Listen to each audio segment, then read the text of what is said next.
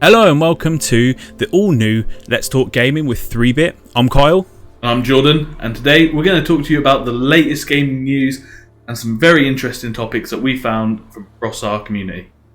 So recently we've had the brand new Xbox Series X and S and the PS5 that have released to the community, and I think the common question is, which is the better console? For some reason, we want to war these two consoles off. So I think that's something we're going to talk about. So Jordan, you, like me, have had a chance to play on both consoles. So what are your initial thoughts? What would you say, in your opinion, is the better next generation experience? Well, that is the difficult question. I mean, when you look at them on paper, there's a lot of stats that people argue on with the teraflops.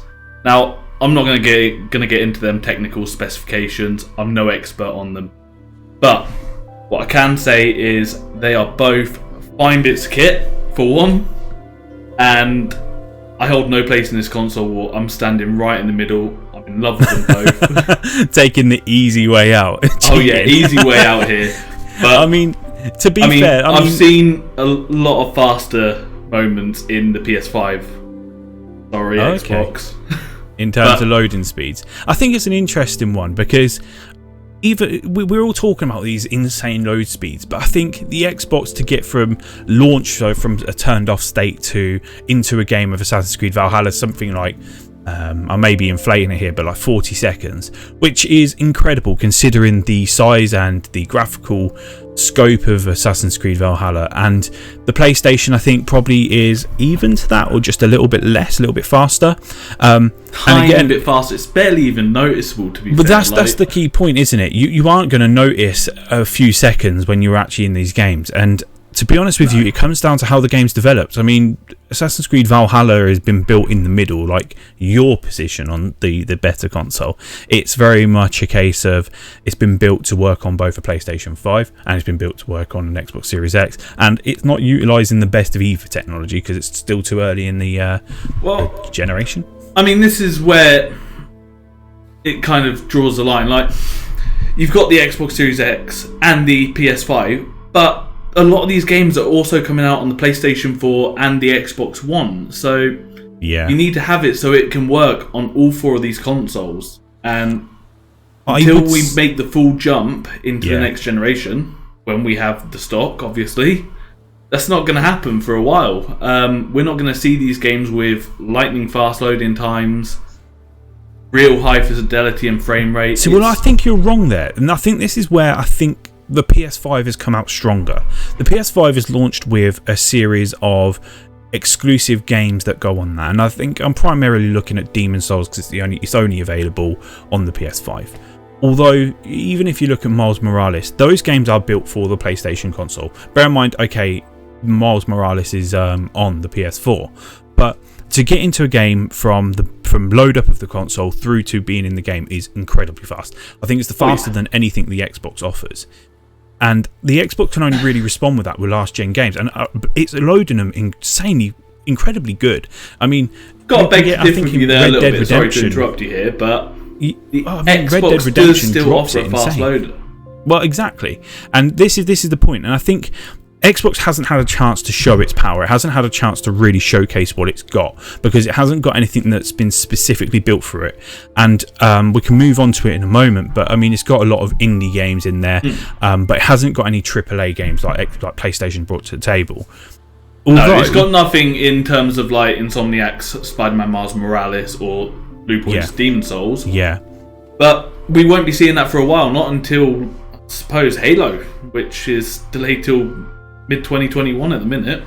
Maybe we'll see on that. Maybe we'll get an announcement at the Game Awards on that. I don't think Halo will push too far out because I think there's a massive fan base who are excited for it. And although well, we're not seeing Halo at the Game Awards though. That's the only thing. We're going to be waiting until again probably 2021 to see something on that. Okay, fair enough. Yeah, I didn't actually know that. It's a bit unfortunate, really, especially for a Halo fan like myself. Yeah, well, do you know what? I think I'm one of the very few people. Long already. I think I'm one of the very few people when I actually watched Halo Infinite. Initially, I was really, really into it, because when Master Chief steps off that ship into the actual game world and the gameplay starts to kick off, it's vast, isn't it? I got a really big vibe of the first game. You know, the first game, after you get through the big ship battle at the beginning, you step out onto that plane, and I remember as a younger version of myself being really excited by the fact that it was just this massive, seemingly open world that I could go and fight in. It was green, it was really graphically beautiful, and it was just super responsive and fun. Now, I think Halo Infinite, from what I saw, captured that. It did a really good job. It did, but it captured it to the same extent as Halo 3, in my opinion. In that showcase demo, it had the colours, it had the scenery, but when you got up close and personal, that detail just still isn't there, and that's why they've had to delay it, which is a shame. It is, and I think especially after the cutscenes we saw as well. Yeah. Well, do you know what? I think they've chosen art style which is a bit controversial, but I like it personally. I think they're going for not sub-realism. I think they're sacrificing realism to bring more vividness to the colour palette, to really, build on that look and aesthetic of the original games. Because I think if you look at any of the reviews for Halo 1, 2 and 3, I think a really popular thing is that people believe it was really easy to see distinct the enemy between the good. Enemies were bright reds, blues, and they were just these really bright colours. Jump into Halo 4 and 5. Even in the online modes, you had the red versus blue. Exactly. Everyone stood out. Halo 4 and 5, on the online mode, I think that isn't a problem. But they saturated the colours slightly, and they used a lot of metals, and which is right for space. If you were to think of these sci-fis and realism, it probably would look like that. But as a player, it's very hard to determine what's good and what's bad. And I think that's what they tried to go back for. And I think people weren't quite ready for how vivid they took it. But I'm really interested to see what the guys are. Is it 343? Yeah, 343. They're the ones who've been making the most recent Halo trilogy, along with the spin-offs Halo Wars and No, they didn't do Halo Odyssey. That was Bungie as well. Still, but going back onto that on the muted colours and that, I know where you're coming from. A lot of the enemies end up becoming a lot more greyed out. And I think we could be seeing a return to that colour in Halo Infinite as well. So there is the distinguishing factors. And that excites me, because I think that's something that Bungie was far more superior at doing in their game versions of Halo, opposed to. I also think we're going to be seeing a lot more outdoors. I don't think it's going to be as dark and gritty as 4 and 5 as well. Good. Which is perfect for me. I think that's a really good point. Bringing it back to the fun. The fun Halo. Although I think one thing that, and I think Phil Spencer hit the nail on the head with his statement to this. We've got to talk about the DualSense, the controller that PlayStation brought to the table, which has all the haptics, the adaptive triggers in it. I'll tell you what, that is a game changer, if anything. First of all, first-person shooters on that DualSense controller. Absolutely. We've had a small showcase of it, and it's already amazing. And when you talk to people about it, I've spoke to a few friends and family about this, and a lot of people kind of go, I don't understand how a controller can make a generational difference, how it can deliver something that previous generations haven't. And I probably would have been in the same boat, and I was, until I used it. And I think the most impressive thing is those triggers. The vibration, the haptics and everything like that, the feeling in your hands that things are going past, or the textures, the things you walk on. And I think that delivers another element to the type of game you're playing. But the triggers, when you've had a small showcase in COD, and that whole point of being able to press the trigger down to a certain point and then click it to actually fire the weapon to give a more realistic trigger feel to a weapon is amazing. Yeah, it's almost like you primed yourself. But it's not just like the feel of it. It takes me back almost to like arcades where I was playing Time Crisis and House of the Dead, where you had that haptic in the gun, and it feels like you're playing them old arcade games again. It just throws you back, especially in the first person games. Absolutely. But also in the more childlike games like Astro's Playroom, which is more or less a demo for the controller. Yeah, absolutely. And I completely agree with that. That just showcased everything that is right about the DualSense. I think the only thing I can see is weakness to the DualSense.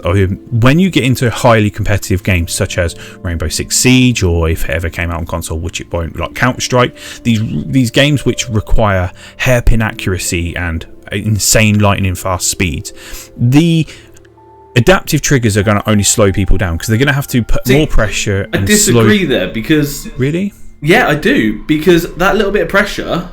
You can add that just before. You've got that light touch on it. You know you just need to slam that trigger down.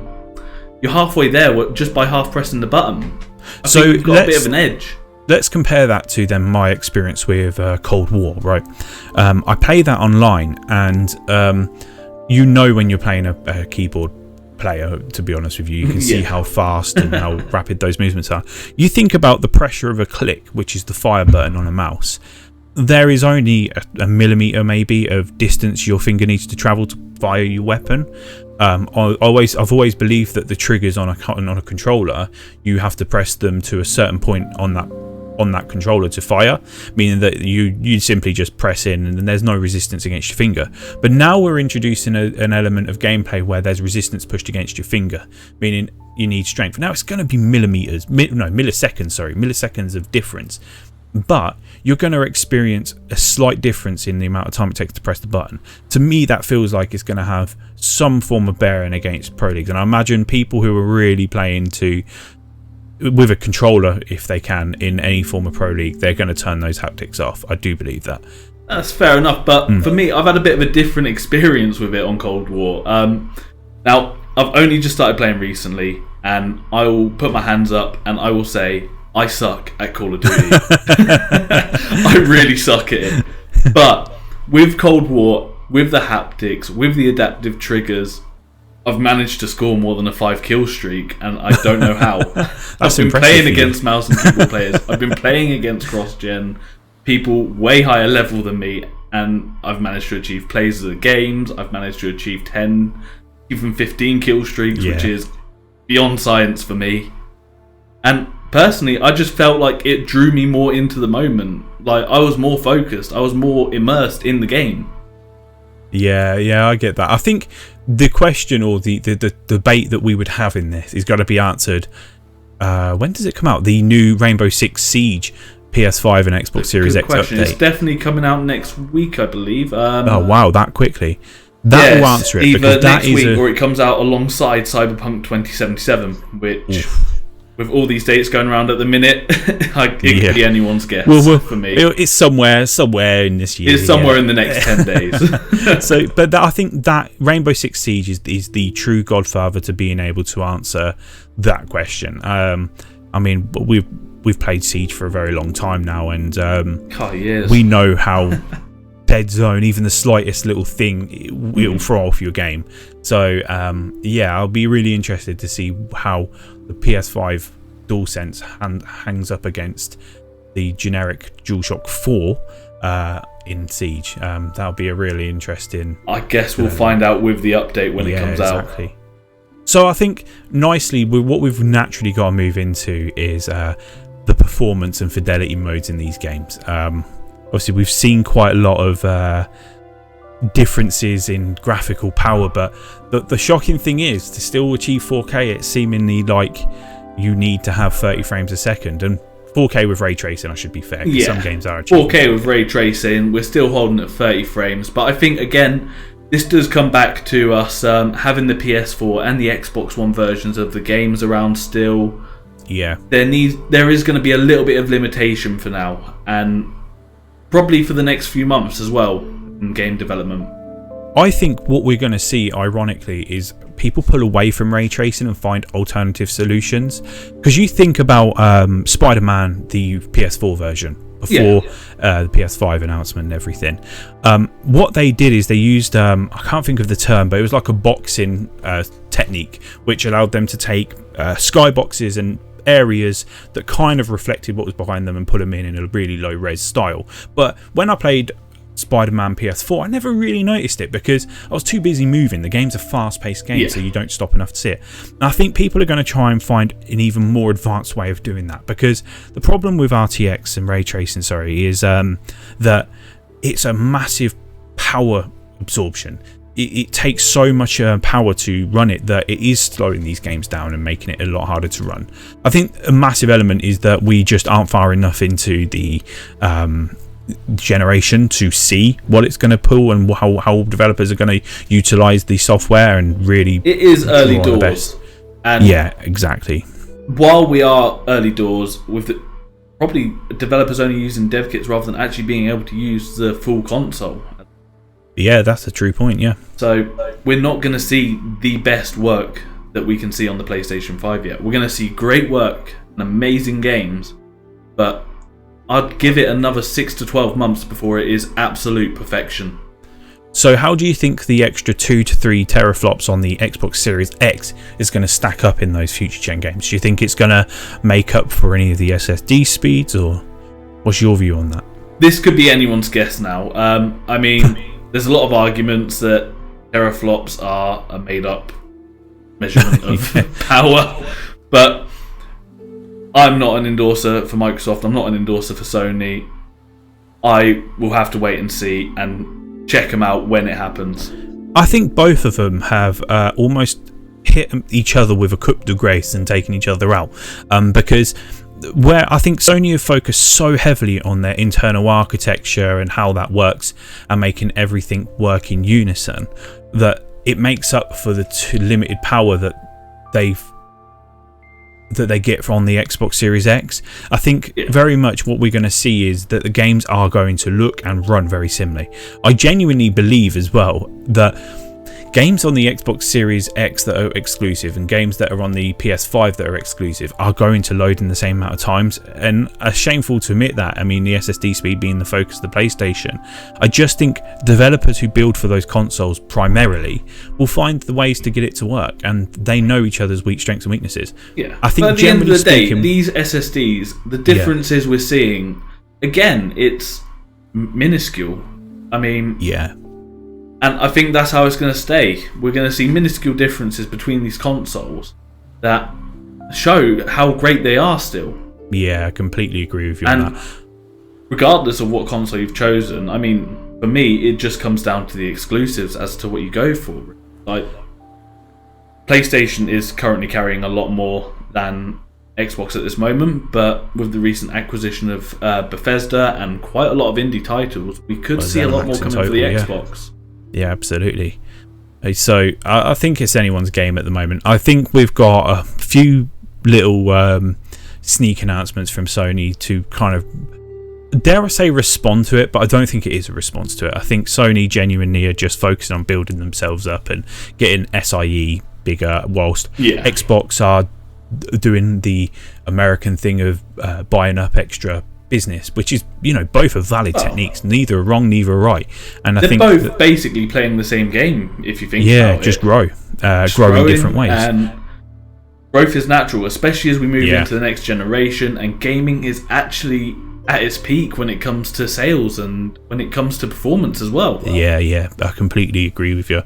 I mean, so we've got to address the people who unfortunately weren't able to acquire either console recently, and I think we've got to address, let's say it bluntly, the cock-ups in the industry of available consoles. And easiest place to start is PlayStation 5 on that one. I mean, as soon as they announced that the game would be the console would be available for pre-order, not the game.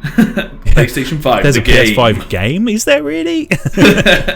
As soon as they mentioned that the console was available for pre-order, retailers sent them up early, like 24 hours early in some cases. And I don't think that blame comes to the retailers initially. I think there was probably poor communication. And I hate to do this, and I hate to use COVID as an excuse, but I think the gaming industry is hit by COVID, and it's probably one of the industries you've got to praise most for just cracking on. The amount of developers that I've spoke to who are just simply working from home and trucking away at getting these games. They're powering through it, aren't they? Like, exactly, just cracking on. I mean, you look at Square Enix as well, another great example. They've proven so well about working from home that they've just let their employees do it permanently. Yeah, they've committed to a permanent working from home. Wish I could do that. policy, I guess. But no, moving back into where we talk about the cock-ups and the real mess-ups here is, I just think that Sony probably fell short on its communications, because it's quite clear that company has been impacted quite heavily by COVID. I mean, I don't really understand the politics. Down and impacts their production. Again, same with Xbox. Why we're seeing limited numbers of both. Well, actually, I think you're a bit wrong there. I think you've got to look at the politics behind it all. And actually, if you look at Japan, they locked down a lot faster than most of the world when COVID was announced. They actually locked down very quickly, meaning that they went through all the pains that the rest of the world started to feel a bit sooner, although they didn't come out quite as fast. And I think that's a lot to say about their production values and how many units are available now. But whereas Xbox that's not always the case, though, because the Xbox... Sorry, not the Xbox, the PlayStation. The PlayStation wasn't actually built in Japan. It was built in China. China, yeah, you're right. And China has pretty much been on shutdown the entire time. But that's when we're talking about production lines, yeah, absolutely. But I'm talking about the design of the console, getting the market, and all the marketing's going to be mostly Japan. It's a Japanese company even, and it runs most of its operations out of Japan. So you've got to think you've got several lockdown countries, and you've got to try and communicate across all of them to make sure this all gets landed right. I just think that somewhere in the line, marketing's going to fall, your comms piece is going to fall, you're just going to lose your quality. But we've spoken about PlayStation, especially if everyone's working from home. Like, it's a lot harder to communicate. You can't just go out across the desk and go, "Oi, Jeff, what's this?"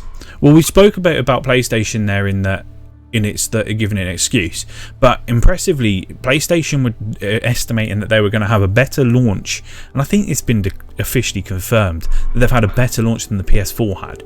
So there's kind of a double-edged blade there. Maybe they did better than they thought they were going to do. But PlayStation has confirmed, yeah, you are right, they have confirmed this is their best launch, and that we are going to see more. Or did they used the term biggest, though. So I think that's... There's a lot to be said about saying the best versus the biggest. I mean, the biggest usually is the best, I'd say, but it's how you perceive it, isn't it? Yeah. Whereas let's you think about America, and unfortunately, I'm not going to jump into the COVID politics here, but just loosely scratch around the edge of them. America didn't go into its lockdown state as fast as the rest of the world initially, and I don't know where the Xbox actually produces its units, but either way, it had a little bit more free room in how it got its builds done and its design and getting its comms piece out. And that's why I think Microsoft probably had a stronger comms piece during this time. I just think that the environment around them enabled them a little bit more time to be able to get everything right. So I do think, dare I say, COVID had a bit to say in that sense. Yeah, it was also probably a little bit more of the reason why Xbox was a bit easier to get a hold of than the PlayStation 5. I mean, I know the demand was high for both consoles, and they both did sell out within a day on their pre-orders. Entirely, yeah. Try and get an Xbox now is still quite hard. In terms of how quickly they sold out, through numbers alone, I'd say the Xbox was definitely more ready than PlayStation. Yeah, I agree with that. I mean, one thing we've got to point out here is the people who actually shipped the consoles, and primarily we're going to talk from the UK point of view here. I mean, I had a massive mess up and a massive pain with my PS5, and it's still ongoing now. In that, when I pre-ordered my PS5, luckily I paid for same day delivery before 12 o'clock, and I paid a premium price for that. Now the problem is that's an issue for you, and I know that's a sore subject that we're going to go into here. Yeah, so I mean, one of the problems I had is that the console itself didn't arrive until I think 24 hours later. Now I'm grateful the console made it to me, and I appreciate the issues that it caused. You're lucky you got a console, to be fair. Yeah, exactly. I have to say that. There's been a lot of stories going around at the minute. Well, this is it. One of the problems we've got is that I paid a premium for the delivery, which it didn't arrive on, which is fine. I'm comfortable that money is wherever it is. But the problem is that I bought mine through the retailer Game, and they have taken that money from me and they knew that it was going to be late, so they emailed all their customers the night before, believe it or not, so at 6 o'clock after working hours, saying, hey, your console's going to be late, which you can imagine frustrated me a bit.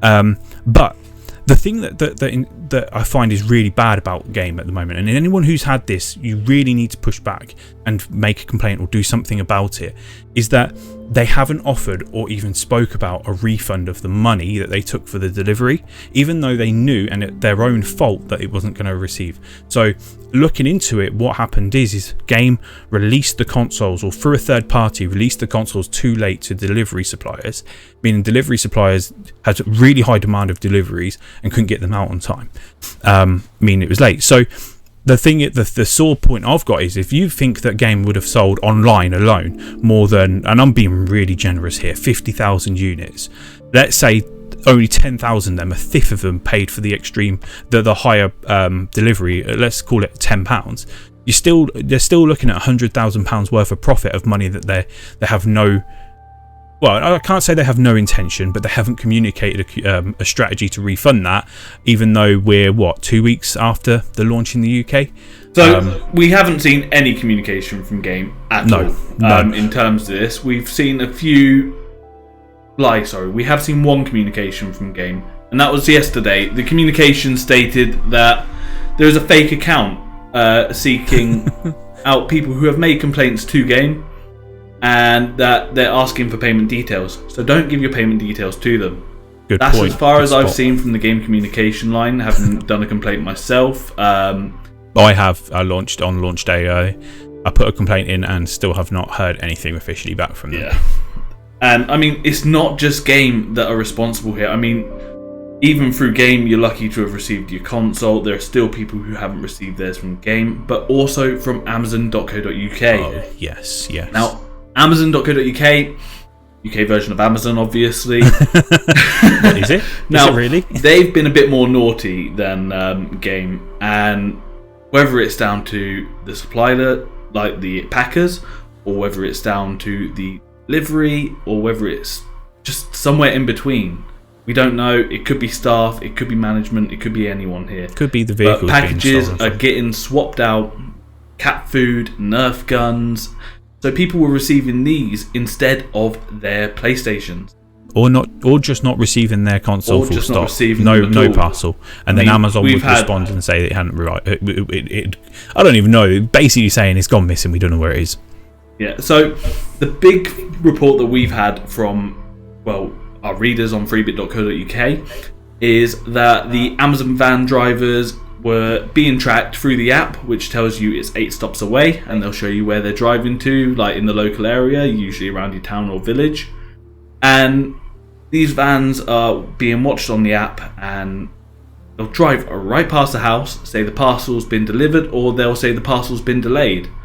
Yeah. And eventually that parcel just won't turn up, and they'll be told your parcel has disappeared due to unexpected reasons. And again, there's been very little to no communication from Amazon. Well, actually, there has been communication. Before we go on, Carl, we did get a statement from Amazon, and they have stated that they are looking into the matter and that people should reach out through their official customer service channels if they are having any issues. Well, I think it's wrong to say we haven't had communication from Amazon. We have. They have communicated back to those affected customers, and they have offered them a refund of everything.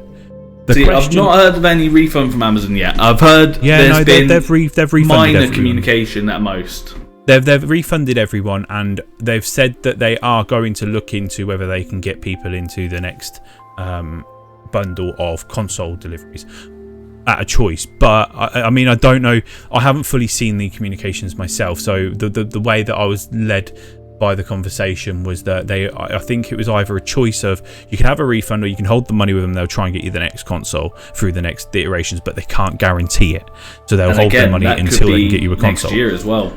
Exactly, so it falls on. But my question to Amazon, if I were to challenge them on this, is fine, cool, you're offering people a refund. That's a really good thing, that you're getting them back.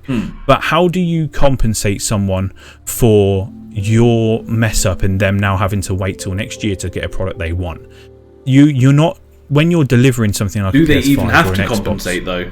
No, they don't. And this is where my challenge rises in that you are buying the next biggest thing, and the retailer you pick is the retailer you trust.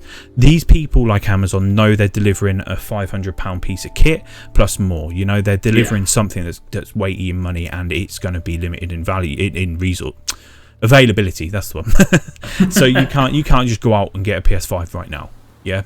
So these people have purchased through Amazon through the trust of them, and Amazon have lost a large sum of these consoles. We're not talking small sums. They are losing a lot. We're talking thousands here. We're talking a lot of losses.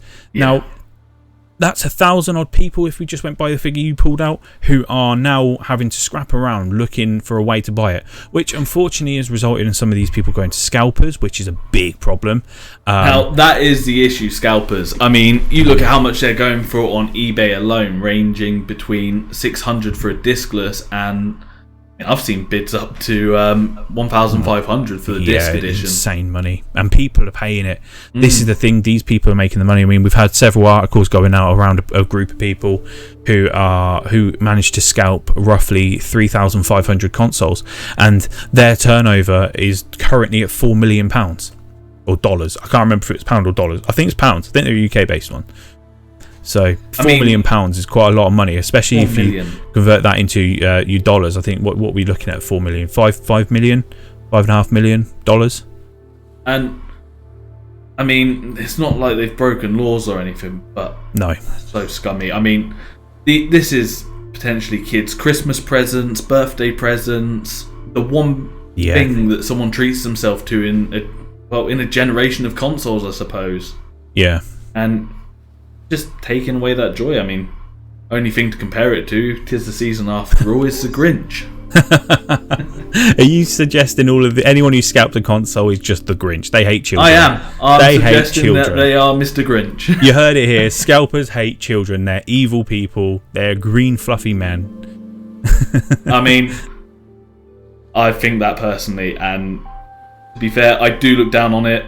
I did pre-order 2 PS5 consoles myself, but I only picked up one, and I've made sure that Game are aware I will not be picking up the second. Yeah, that's fair. I mean, that was just purely down to the fact that COVID-19 lockdown was coming. Yeah. I couldn't pick up the first console myself, and I ended up getting one that was home delivery. So I think I have allowed someone else that opportunity for the console. I think what we're saying here is that don't buy from scalpers, because you're only funding and helping these people do this, and you hate Christmas and children too. Yeah. And if you have any situations where, like mine with Game, or any retailer who you've paid a premium for delivery and you haven't heard back from it in the UK, then make a complaint. If you are unable to make a complaint, there is a website set up by a really popular I don't even know what Martin Lewis is. Either way, a really popular guy is really smart called Martin Lewis, who helps out with all business things. And basically, there's a website called Resolver, and you can log a complaint through it, and it will see your complaint fully escalated with all the support that you need through the business. And if they don't respond, they'll give you the assets as to how to take it further and get some form of response. I massively push it, because if a business is only sitting on £10, I know to some people it's only £10, but think about the amount of people who have paid £10 and not had that money back. And it's not if it was anywhere else, it's daylight robbery. It's the cost of having a day off if you've been waiting for that delivery, and then having to book another day off if you then have to wait the next day as well. Short notice. Yeah, it's very true. If you had to use some hours. Yeah, you had to use annual leave. I mean, you can make them liable to have to pay that back for a complaint. Absolutely, fair point. So I think let's move stuff into the more fluffy area. Yeah. How about the rumour mill? Do we know any rumours going around at the minute?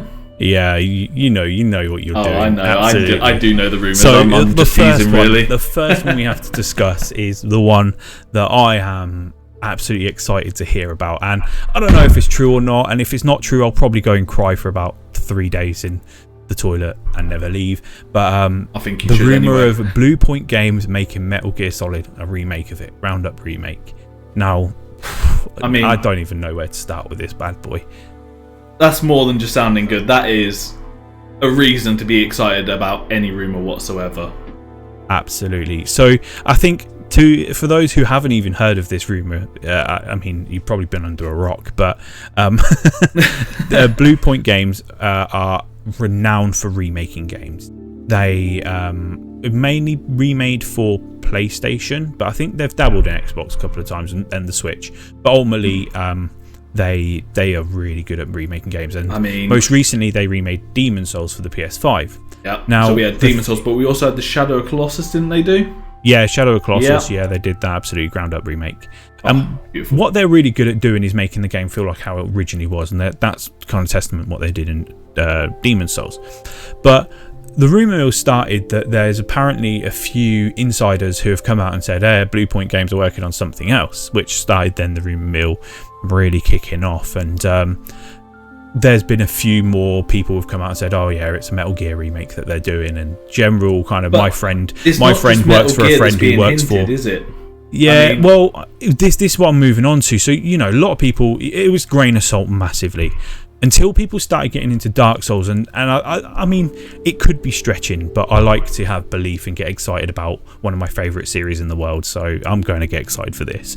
But in Demon's Souls, there's a moment in the Nexus, which is a hub area, and it literally is just a hub area. You don't really fight in there unless you want to fight the NPCs, but it just is an empty area. But every so often in there, you can hear like a beastly sound in the background, but I don't know what triggers it, but you can trigger a sound that sounds like almost like a Jurassic dinosaur roar, distorted into like a demony, dragony kind of sound. But like the Godzilla sound. That's the thing is, most people who play Demon's Souls would miss it. They wouldn't even think twice of it because it fits the aesthetic of the game. It's like that sounds natural for this game. The game's creepy. But the thing is, those of us who are massive Metal Gear Solid fans instantly went, hang on a sec, that sounds familiar. And the thing is, it sounds so much like in the PS1 version of Metal Gear Solid, there's a moment where Liquid Snake, who's the main character's brother, climbs in Metal Gear. Spoilers, sorry if you haven't played it from 1997. I mean, it's only what? Yeah, it's only a million years old now. Yeah, but either way, Liquid Snake gets in Metal Gear and the robot that's in the game and goes to fight Solid Snake, and Solid Snake runs away from it. The first attack he does is he fires 3 or 4 missiles towards Snake, and as you dodge them, the Metal Gear will roar. And it is, I personally agree, it sounds the exact same as the sound in Demon's Souls. It's almost like they've already recorded that sound and went, hey, let's put this in Demon's Souls and see if anyone notices. And those Metal Gear fans have just blown up.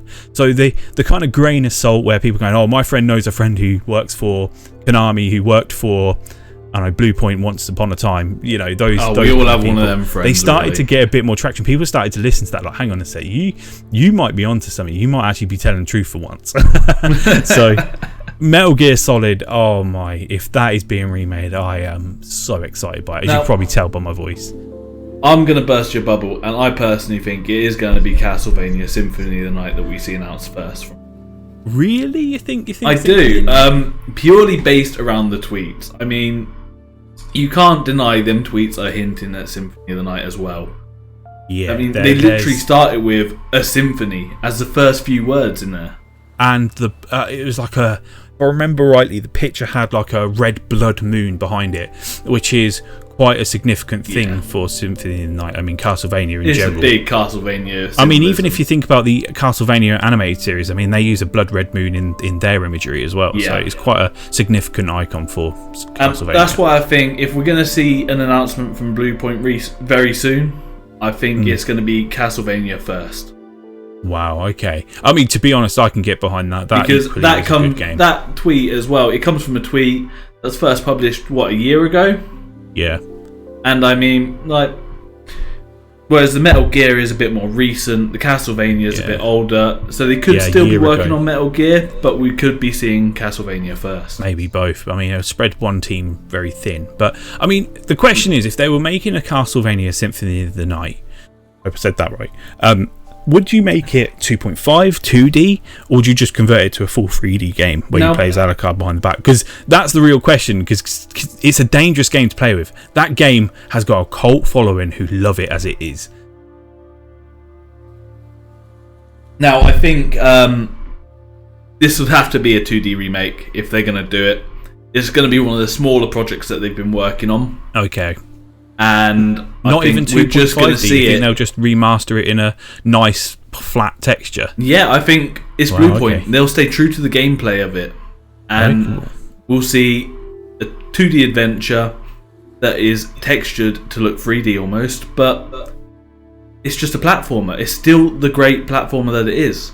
Yeah, I mean, to be fair, the game holds up now. If you ever just boot it up, I mean, you can get it on the PS4. I mean, you can play it on the latest consoles too.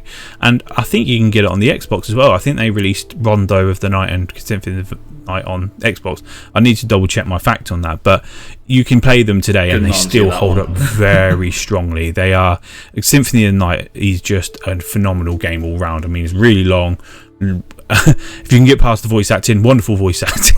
No, I think that is something Bluepoint could improve on as well. Yeah, I think they've got to keep it a miserable pile of men or whatever he said. Oh gosh, I think we can see a lot of improvement, and I think that is going to be the biggest improvement we'll see. The gameplay will stay the same, the graphics will improve naturally, and the audio will just be. Well, isn't this ironic, right? Because the next game that's on the rumour mill is also a Konami game, and all three of these titles are Konami. So obviously, it's not going to surprise anyone that you've got to bring up the monthly Silent Hill rumours. But how long has this been going on? I mean, just once a month. At the start of the month, you're guaranteed to hear these rumours. Especially Silent Hill. Silent Hill is a reoccurring. My friend said my mum works for, and we've just got. So many people saying that Silent Hill's under the making. Now, the difference with Silent Hill is Silent Hill's going to be coming out soon. Well, the difference is Silent Hill's had some really credible sources applied to it. Now, when I say credible, I mean these people have leaked games before or announced games before they've come out, but they've also got a high failure rate as well. So you have to take all of these rumours with a pinch of salt. But Silent Hill, if I were to say any of these three was under the making, I'd believe Silent Hill because it's just come from so many sources. Although I read an interesting development that I kind of came across, which was and it isn't coming from any source of any kind for me, so don't take anything with that I say as verbatim, but someone was saying about how Silent Hill was going to be being made by Kojima and being published instead of by Konami by SIE. Now I don't understand why Konami would allow that development, so I don't believe it personally, but I think if the game was to ever be as successful as it could be, it'd need names like that underneath it. I mean, PT, especially after the success of PT as well, and then that was just a demo.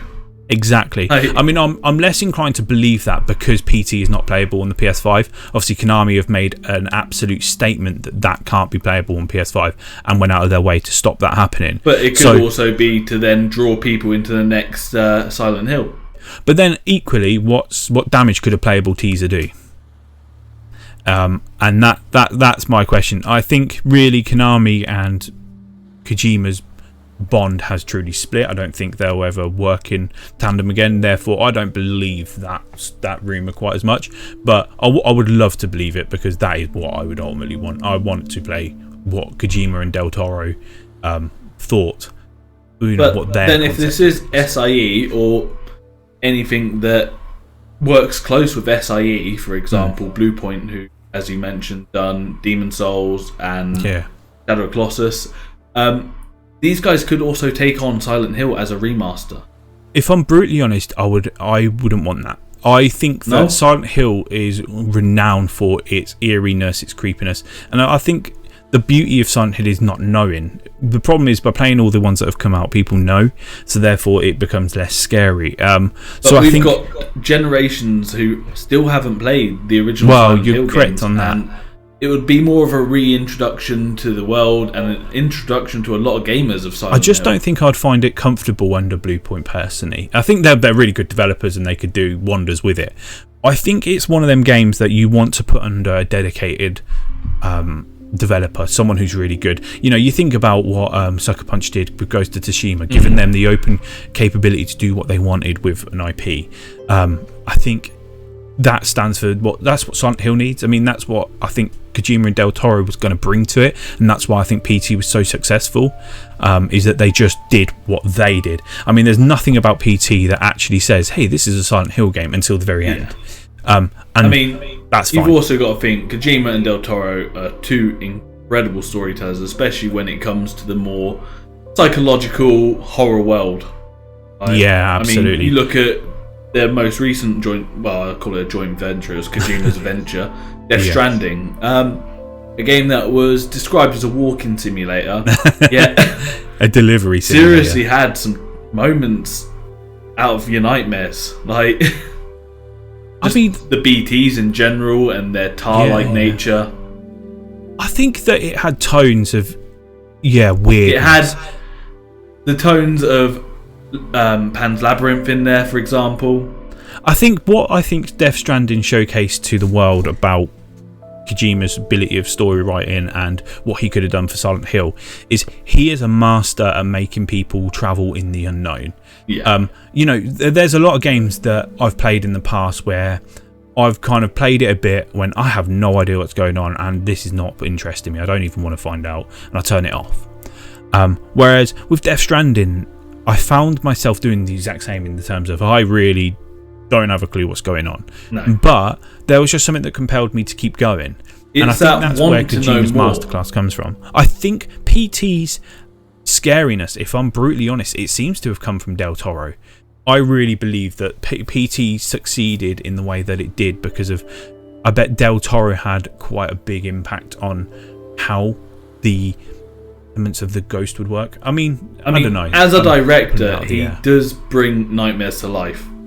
Quite a lot. Yeah. And I think with PT and with Kojima's storytelling and his, how do you explain it, is complexity in a storytelling, together, they're just an unstoppable duo, and I would love to see more. Yeah, especially if it is a Silent Hill title.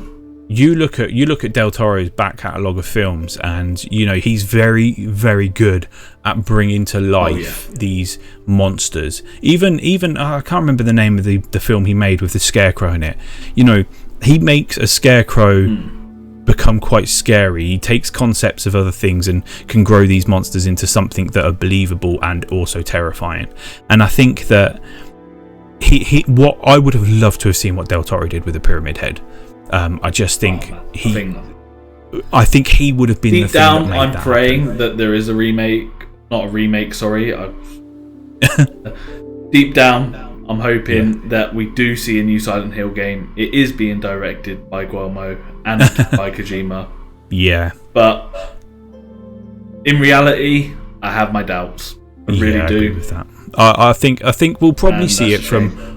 I think we'll see it from one of Sony's Japanese studios, if I'm honest with you. I think that if there is a Silent Hill in remake, or not remake, in rebuild, or a whole new reboot of it, then reboot. I think we'll see one of the Japanese development teams take that up. I mean, I don't think it will go outside of Konami, to be fair, if they do. Yeah, I mean, yeah, exactly. It might do. I mean, it depends really on the kind of contract that Sony agree with them. Sony might be saying, look, you guys are currently working on everything you're working on, probably Panko machines. Let us put one of our development teams against your game. And to be honest with you, it's pretty easy money for Konami, so I'd be shocked if they turned around and went, no way. But we're making an assumption here that Sony are involved. Or could this be Konami trying to fight back against Capcom? I mean, we've made a huge assumption that Sony are involved, but equally, there's nothing stopping Xbox being the publishers of this. I mean, none of the rumours state that, and I think that's because it's comfortable. Metal Gear Solid, Silent Hill, Symphony of the Night, all three of those titles were most famously for the PlayStation 1. So it's easy to jump as Sony as a publisher. So where we've been talking about PlayStation, this it equally could be Xbox as well. So, let's not take that card off the table. But it could also just be Konami as an individual, which is the most likely case, I believe, for any form of Silent Hill. I really hope not. I think Konami are going to step up in their own way, especially with the way Capcom's been at the moment, with how successful Devil May Cry 5, Monster Hunter World, and all their other upcoming titles. I mean, you got Street Fighter 5 coming into its final season, has come into its final season, sorry. Wait, Street Fighter 5, what's that got to do with Konami? This is Capcom. Oh, apologies. I was lost. God, listen to the conversation, man. Yeah, I got completely lost, and I was like, "What? Where have you slipped into that?"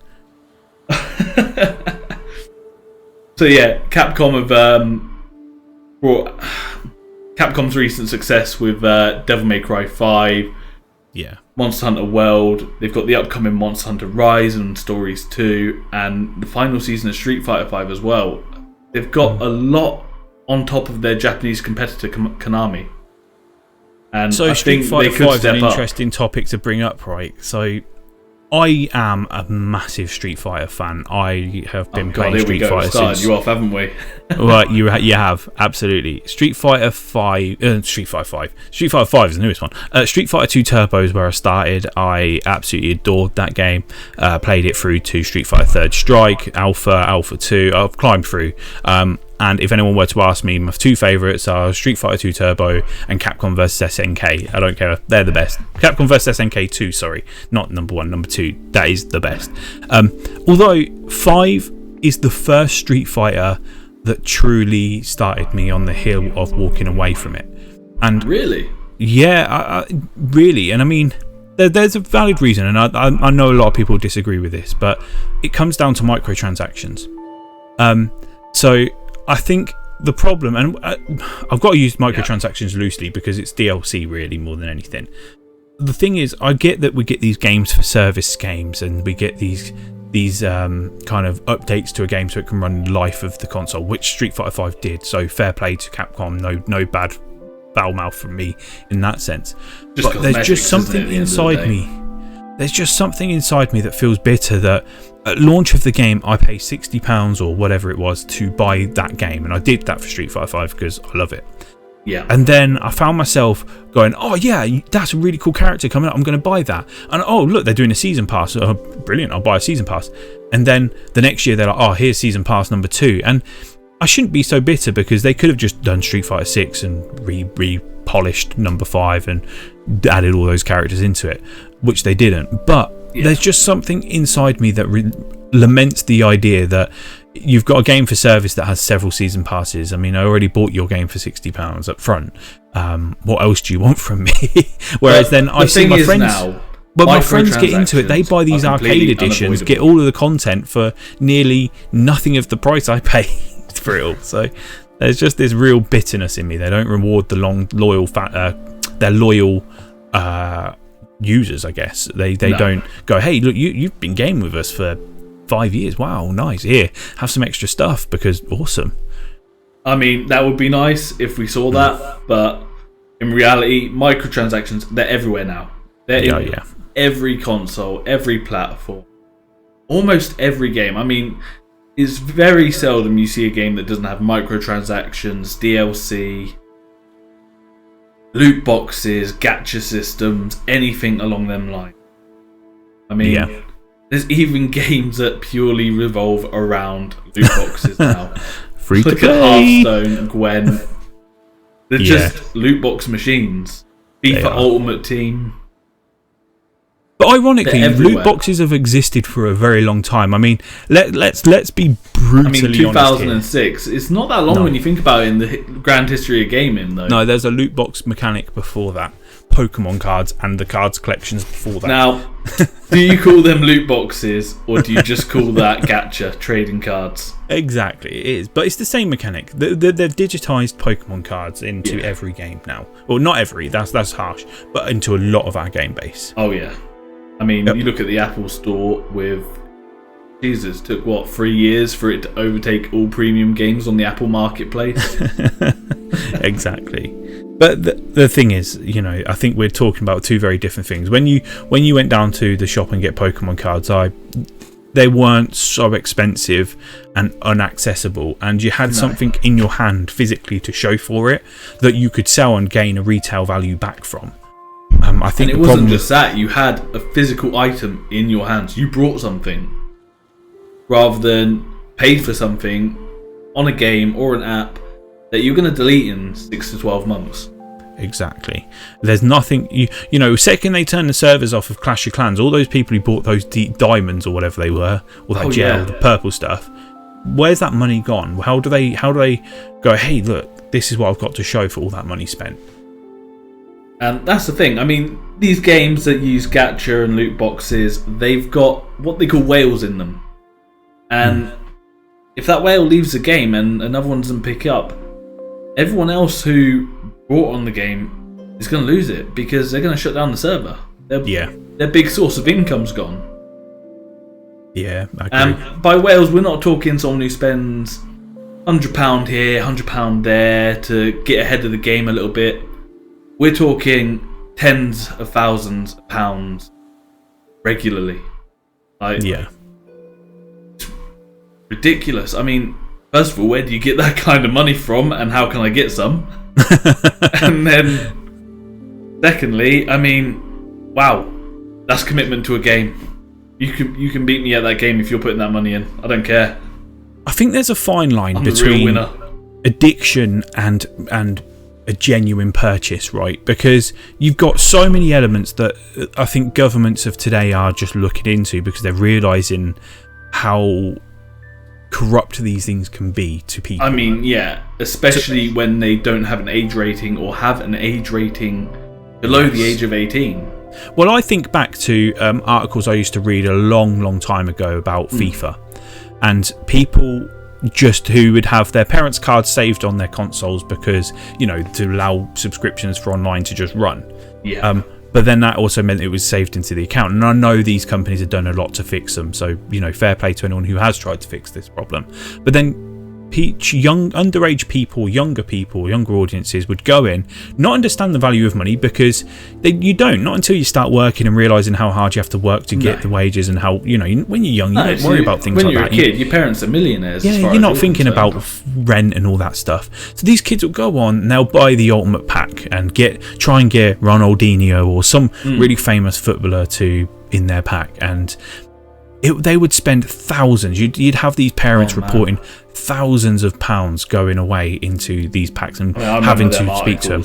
They were exactly everywhere. And Apple were just as much of a problem for this as well. And I mean, a lot of these companies did refund them, but they put up a fight. I mean, you don't want to lose that much money from a sale. But I think there's a lot to be said in that you've got to address that characteristic of ease of being able to do it. But the problem is that these developers build things into their games that make you feel like you need it to be good enough for the game. You know, it's like, hey, look, this guy over here has got a really shiny, awesome looking thing that actually gives them better stats. It's the casino concept almost. Yeah, exactly. Like, this lady over here has got lights, lots of praise. Yeah, lots of shiny objects, and you have the really bad statted version of that really cool shiny thing. So you're doing okay, but you want to be good as these two guys.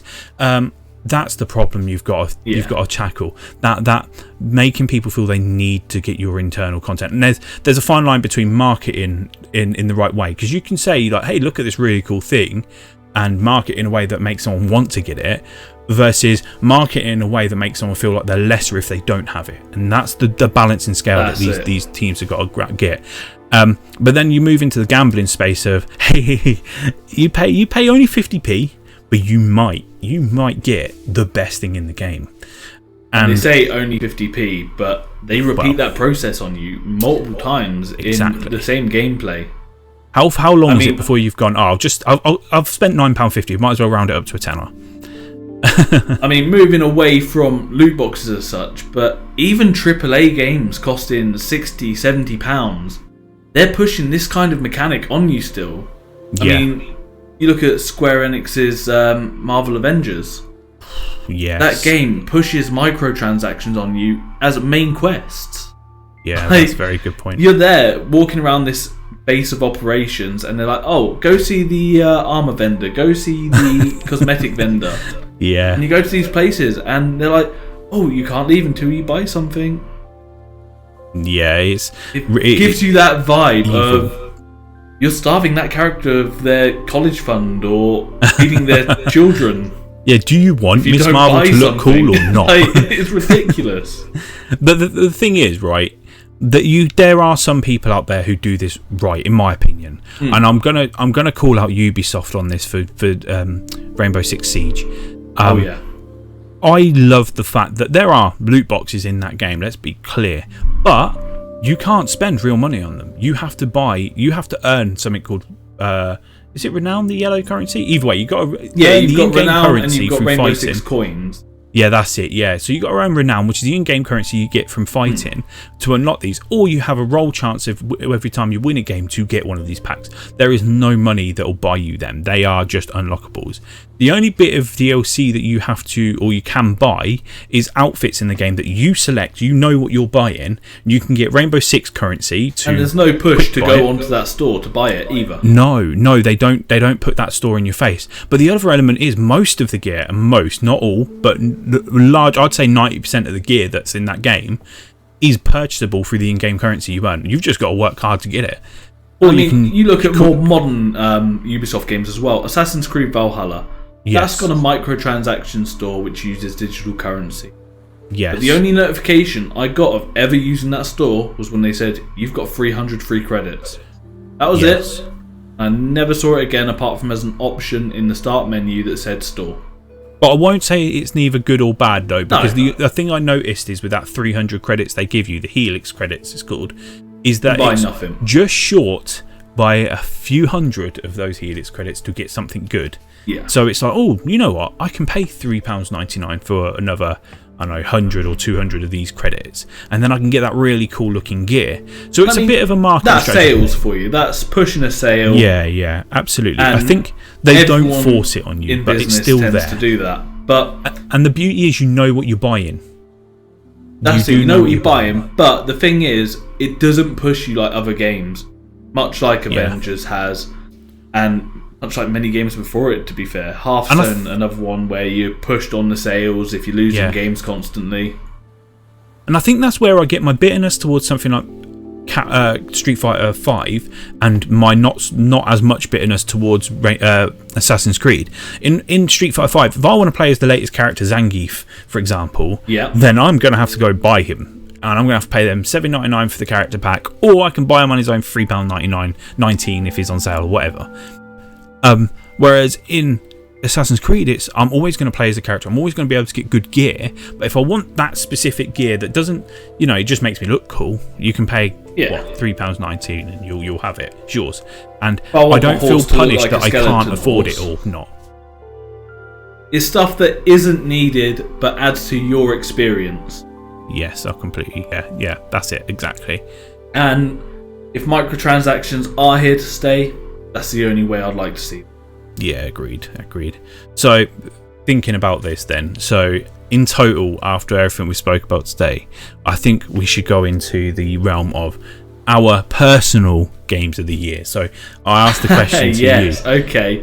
What is your personal I know it is award season across the gaming world, and I have voted in several of them already. But I do have a personal favourite, but I'd love to hear yours first, Carl. What's yours? Do you know my bad problem is I'm terrible at keeping track what releases in what year. I mean, can I vote Death Stranding because it's sat on? Did it come on PC? I mean, you could vote Death Stranding PC edition. That did come out this year. The PS4, the original launch, actually came out the year before. No, but jokes aside, do you know what? I'm going to annoy a lot of people in saying this, and I know I will. But I think personally my game of the year has to be Last of Us 2, and I do need to explain it. Last of Us 2, right? I appreciate where the hate for that game comes from, and I don't condemn. I condemn anyone who absolutely gave any death threats to someone trying to tell a story. But I get why people don't like it, because the reason I vote it is I'm very much into art. I'm very open to stories that tell have deeper meaning than that appears at face value, and I think that's what Last of Us does. Last of Us takes everyone's expectation and threw it into the bin and went, no, we're not doing that. We are going to make you feel and understand the human race and do things realistically. And the problem is Last of Us 2 came out during a time where we're already quite low because of everything that's going on around us. Yeah, it pretty much came out in the first phase of lockdown, didn't it? It did, as well as, we've especially here in the UK and Europe, we had Brexit, dare I mention it, going on, and that caused it. And then can't forget Brexit. Yeah, exactly. And across the borders, across seas and everything, there was a lot of other things that were going on around us. And I think generally the time the game came out we were already quite in a negative mindset. So then it told a story that was really dark and really deep, and I think people just weren't ready for it. It challenged what we know as a standard story more than And anything. spoilers for it, if you guys haven't played it yet and you do plan on playing it, skip ahead a lot further ahead. But you've been warned. I'm going to go into it now. Killing someone like Joel off is a big move, a really big move, considering how much time you spent with him and the pain he went through. It almost felt like the whole, because I think we believe that it's going to be 3-parter. You felt like the whole 3-part was going to be Joel's redemption story, from him losing his daughter through to becoming the man that he used to be. But actually what people didn't realise is that under their nose he'd already become that in the end of number 1, and the choice he made to save Ellie at the end of number 1 was to save it. So number 2 span that on its head and almost made Ellie have a redemption story. It's you've lost you pushed this person away, and you had only little time with them and you wasted that time, and that's what it does. It goes into these real deep tones, and it's all about vengeance. And do you know what, the game made me genuinely gutted when I walked away from that. I was like, I don't know if I like that or not. But then when I reflect on it, I thought that is artistic. Personally, that was a great ending on the game for Last of Us 2. I won't go into all the details here, but the way it just turned the characters on their head, like you did not expect it. It hits you like a ton of bricks. Yeah, I think I'd say it was a genuine surprise, actually. Like, I was not expecting anything that game threw at me. Yeah, and I think there's a lot of credit to the character Abby. The actresses who portrayed Abby have had a world of hate, and they've had death threats, and they've had all these really horrible things happen to them, which if you're one of them people, go away. But do you know what? These people should take that as a credit, because they managed to sell us a character the world hated. The world hated. And I mean, if you can make an enemy like that, then and convince people that's a real thing, that's a real person, good credit to you. That just goes down to show you how good you're acting it. I mean, what they've done with Laura Bailey as Abby was incredible. Like, yeah, you don't expect her story to begin with, like, and how it connects to The Last of Us Part 1 as well. Yep. And even when you play as her, like right at the beginning of the game, you don't expect her to be the bad guy. You're thinking, oh, this is someone who's going to stumble across a settlement. That's great. Like, we're going to have a new character, a new ally, a new dynamic to play with. Yeah, you're right. Yeah. And you don't expect anything from there, and the twists just keep coming and keep coming all the way through. Now, obviously, if you are watching this now and you still haven't played The Last of Us 2, I'm not going to go into any spoilers here with Abby, but you're going to be surprised the whole way through. Yeah, agreed. And you might hate it, you might love it. Personally, I'm with you, Kyle. I love the dynamic they took on it. Yeah. And it just broke the boundaries. Was it your game of the year, though? It's not my game of the year, no. Okay. No, my game of the year is definitely Ghost of Tsushima. Now, again, coming out around a pandemic time, this story isn't what you need. Well, it isn't a pandemic story. It's not an anti-hero story either. It's about being a true hero in some regards, but finding your own way of doing it. You can do it as a samurai. You can do it as a ninja. Your options are there. And I love how you opted to use ninja instead of the ghost. Sorry, ghost. It's a ninja. Come on. It is. You're just a stealthy samurai. It's a ninja. To be honest with you, Ghost of Tsushima was a very close call as well. Yeah, I mean, that story just carried so much weight to it. It really did. And I'll tell you what, the thing that credit to the guys in Sucker Punch who made that, they made side stories really interesting and playable. I mean, there isn't a single side story. I actually thought when I first started playing them side stories that I was still playing the main quest, if I'm being honest. Yeah, exactly. Because they're immersive, they feel natural and part of the game. And I'm just out here chasing some guy's student and kid, like thinking, oh, this is a campaign. Okay, this is a bit different. I'm getting involved in Tomoe. How dare you try and get Ishikawa and betray his trust? But it does genuinely feel like a game that the world is all one main story rather than side quests and hidden objectives, it's all there. It all just flows smoothly. Can we talk about the swords? I mean, oh yeah, we can talk about the swords all day. I've never. When you play sword games, so let's talk about things like Ninja Gaiden, Tenchu. Yeah. The swords, you always feel like you're hitting a meat shield. You always feel like you're fighting this thing that has the you're either thickest cutting hide. through butter or you're just cutting for a lifetime. Exactly. Whereas in Ghost Tsushima, oh my, whenever you did a block or you did a perfect hit or you slashed someone, it genuinely looked like that person was not coming back from it.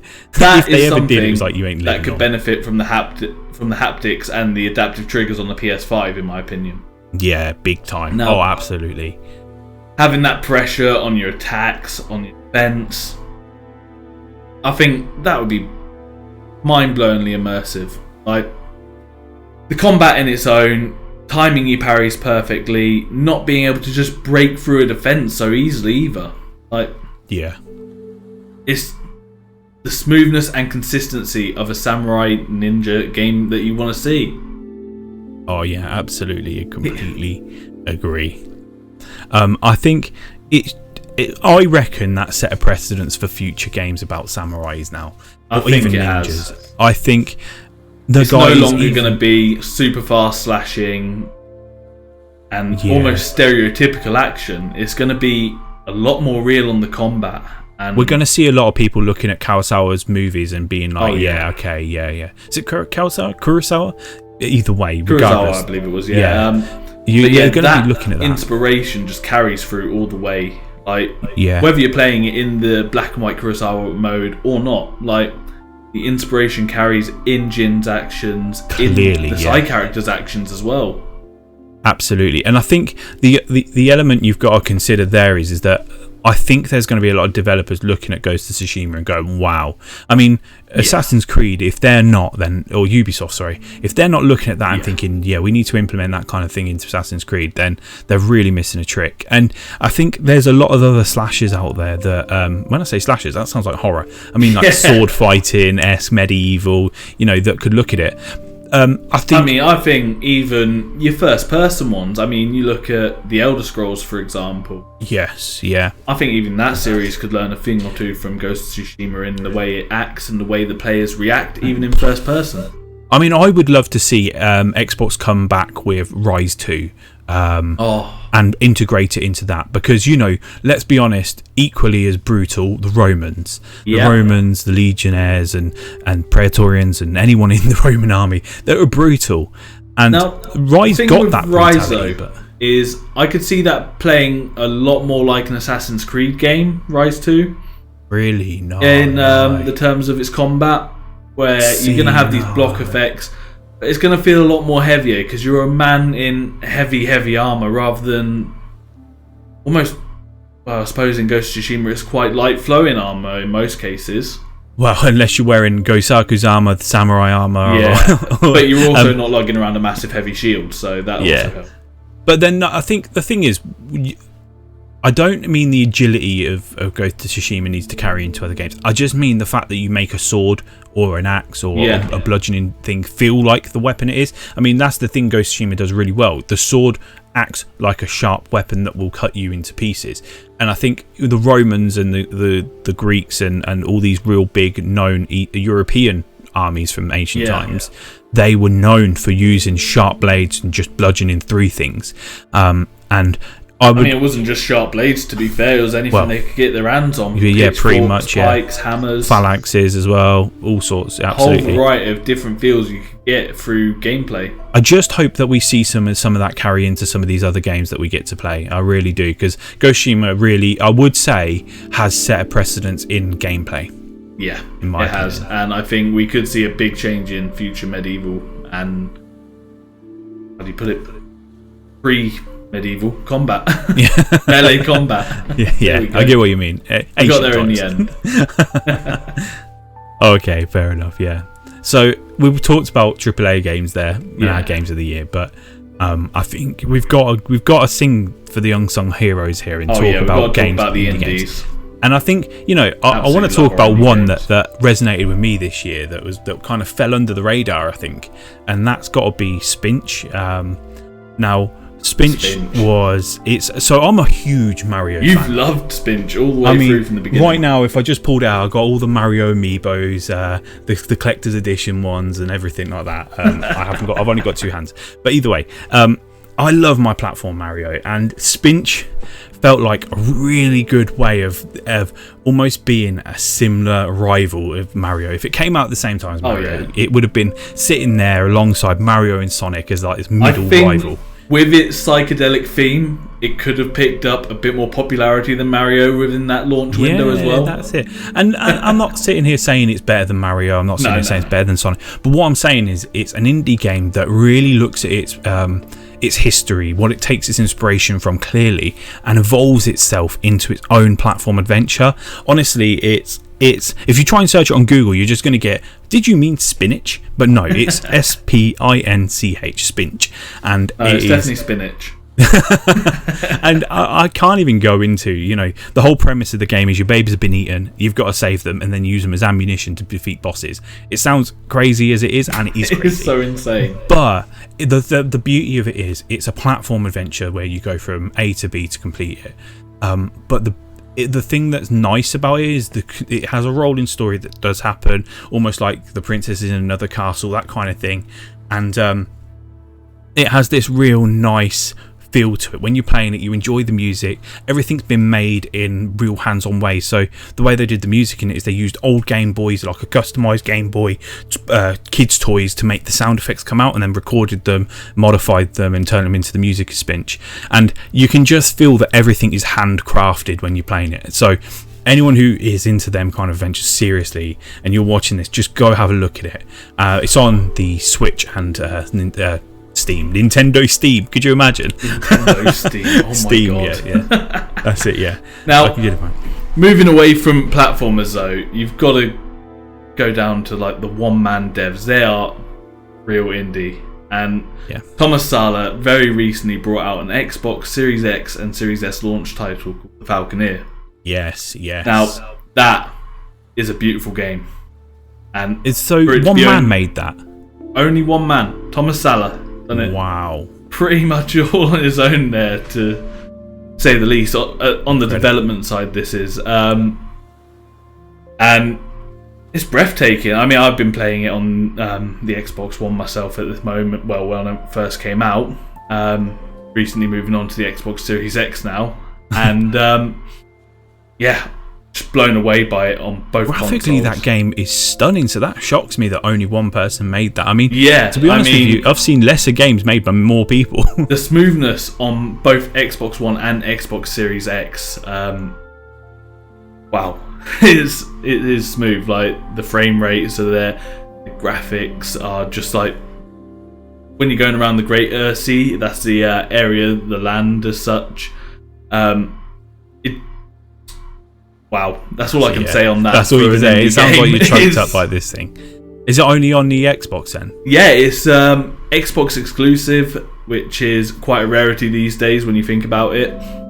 And seriously, I recommend checking it out. The aerial combat is like none other, really. It's got its own unique feel as you're flying around in your own little falcon. Well, little giant falcon. And you're there fighting airships, flying giant beetles, giant crabs, all sorts. Like, what more could you want in an aerial combat game? Planes. No, why would you want a plane when you have a giant falcon? I'd much rather a giant falcon. That's way more fun. So, another indie game that I think we've got to pay some credit to. You talk about one-man bands. This is also a one-man band. It's not under the radar. Everyone knows about it, but Phasmophobia. Oh yeah, Phasmophobia. I mean, we've had some great time streaming that one as well. Wow. Yeah, it streams through to just playing it with friends. Yeah. I don't think for a long time my partner has been as interested in a game as that game has made her. Which is that's saying enlightening. Something there. It really is, yeah, absolutely. The game itself it just delivers on all fronts. You know, good laugh with your friends. You genuinely can be scared at moments. Like it's them little jump scares, especially when you've got your mates on with you and you're all trying to make each other jump, and then it actually happens. Absolutely. Like... Yeah. You'll be trying to lock your friend in the room, and then you'll get locked in it somehow, and like, oh. Absolutely. I mean, I would love for that game to move over to consoles. I think that. Oh yeah. If that I don't moved think over it to will consoles, though, and I think it's found its place on PC, especially with its VR support. Yeah, absolutely.